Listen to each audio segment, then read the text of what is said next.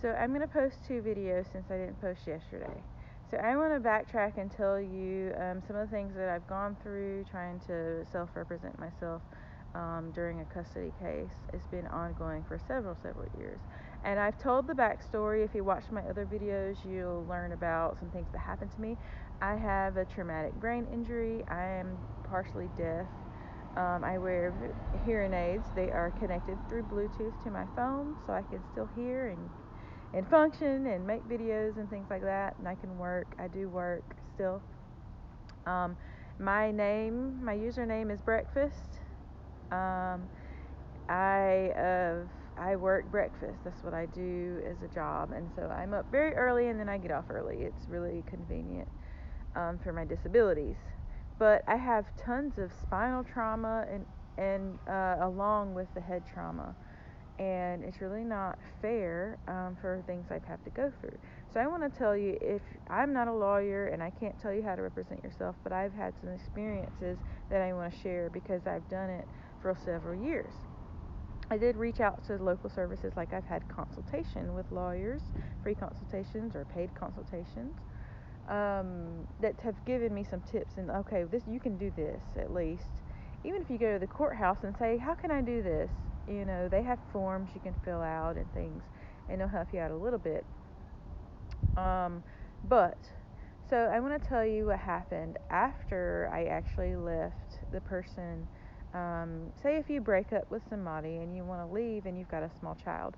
In the state of South Carolina, if you are unmarried, you have sole custody if you're a woman. Like, you gave birth to this child, the mother has sole custody. The only way that custody can be taken from you is somebody can prove that you are unfit as a mother. And I have been challenged for years as being an unfit mother under absolute lies. And when someone lies or is not telling the truth or they're not consistent in court, it's called being in contempt. If you don't follow the rules, if you try to talk over the judge, you can be held in contempt of court. And it's illegal. You can be in prison for doing it. You're supposed to tell the truth when you're under oath. I was initially accused of using prescription drugs while I was living in the home of my child's father. And I was easily able to prove that I wasn't. I was honestly like, I was scared. I was like, I am? And so I went and took a drug test. And I talked about that in some of my other posts.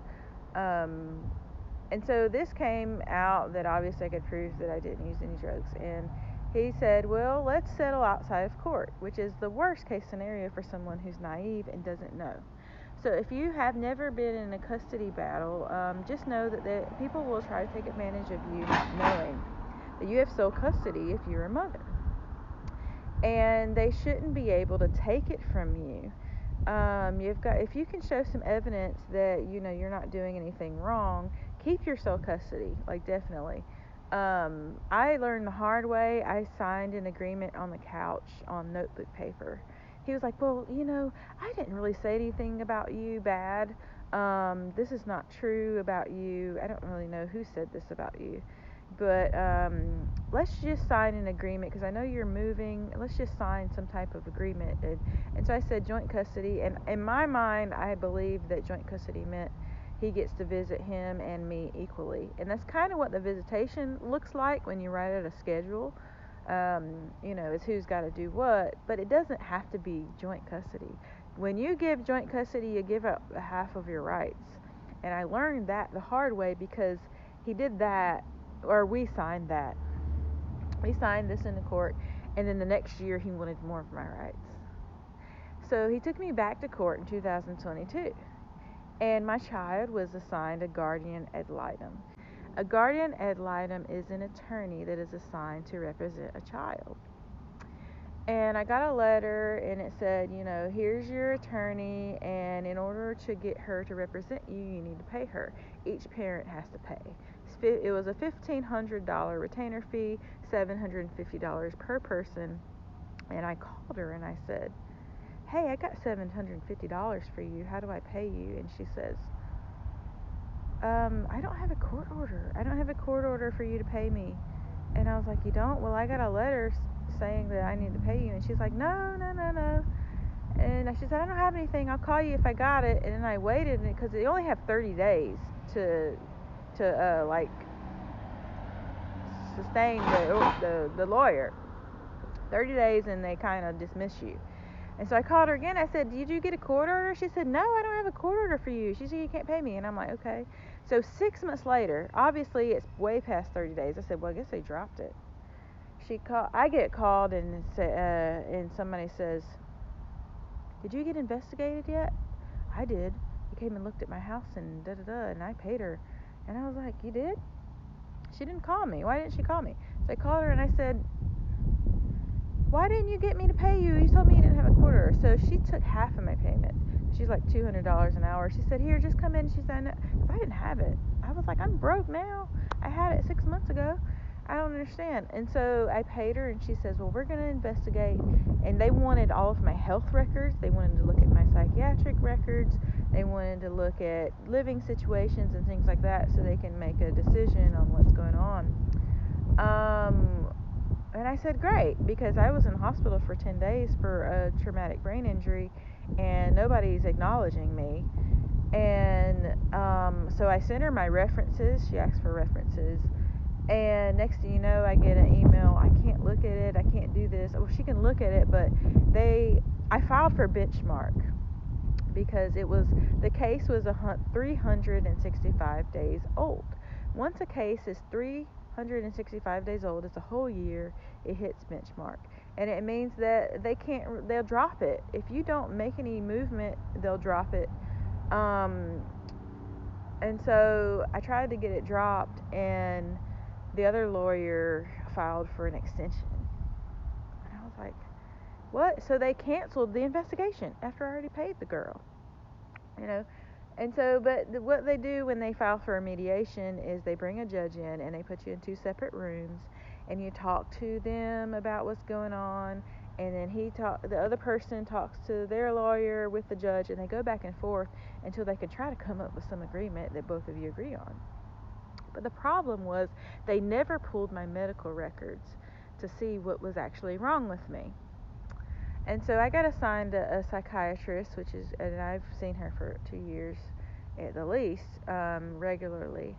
And I've had to investigate my medical records on my own, and it's been kind of tough because I was seen at several different hospitals. I was transferred a couple of times. I was transferred in an ambulance. I was moved around. I had lots of different tests going on. So I was told recently, because I filed a complaint. I filed a new complaint in a case that's supposed to be dismissed. It's supposed to be finalized, because I was being harassed for things that I'm not supposedly permitted to do. I'm not obligated to do these things according to the final court order that we did come to agreement on during mediation. And I brought up my medical records. I said, look, you requested my medical records and you never looked at them. I want you to look at them. And they said, well, this is too old. I said, no, it's not. It's not too old because you postponed me for a year because of COVID.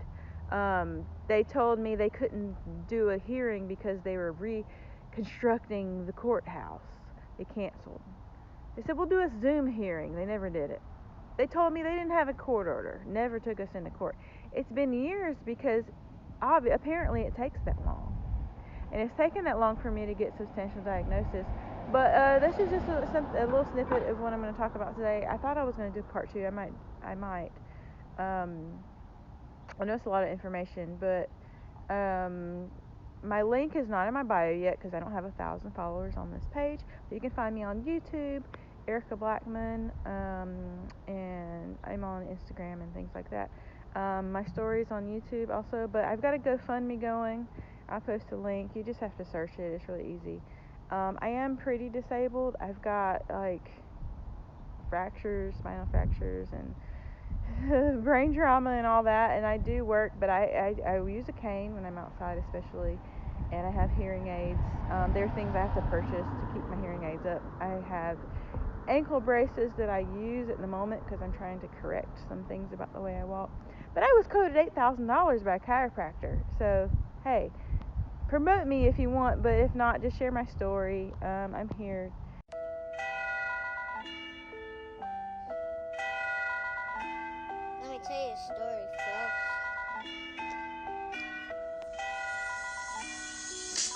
Once when I was outside, I used to see